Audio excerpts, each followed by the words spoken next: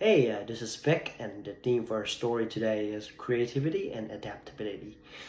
Now, to be more specific, it's how myself as an international student who is also blind, who found myself in this foreign land on a huge campus, managed to use those things, creativity and adaptability, to come out of it, come out of the other side in a better shape.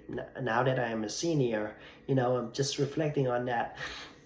Couple experiences stood out in my Husky experience that really fostered those two themes. First one started really randomly. I was on Red Square, and apparently some girl came up to me and helped me to a building, and we became friends. Her name's Kelsey, and she ran the archery club. Anyways, once we were friends for a while, and she reached out to me and asked, hey, do you want to help us with something? Apparently there are some blind and visually impaired folks who want to try archery. I never did it, but hey, what's wrong with trying that? I mean, as a kid, I like Nerf guns, so it shouldn't be too far apart. I did some research, look at what the professional blind shooters use. I got creative for myself, and we came up with a system. Some of it's improvised. Sometimes we put cardboard boxes at our feet as the marker for where the shooting line is. We put beepers we got off like Amazon or something at a target to denote where the target is. It was a fun experience. It requires a lot of adaptability, creativity, but the whole thing works, and sometimes that's the most important thing.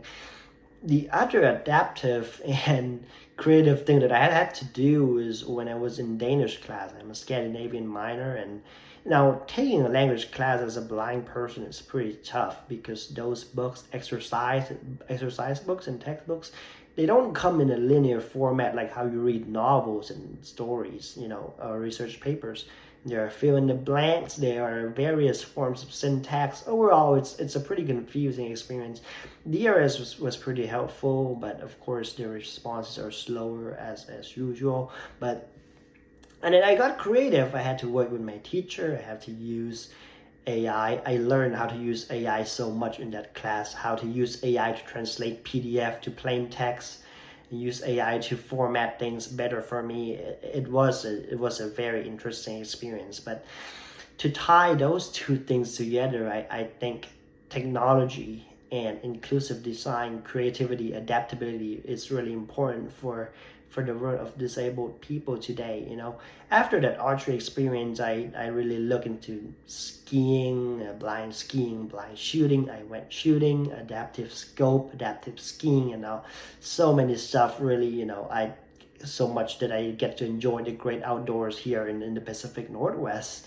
And also on that language side, I got to learn more about access tech and how AI is incorporated with that and how it works. And I eventually got to work with this company called OneCord, which is a company that builds devices to help blind people watch sports better through tactile experience, and that's where my two experiences converge and really gave me a direction on where I want to go forward.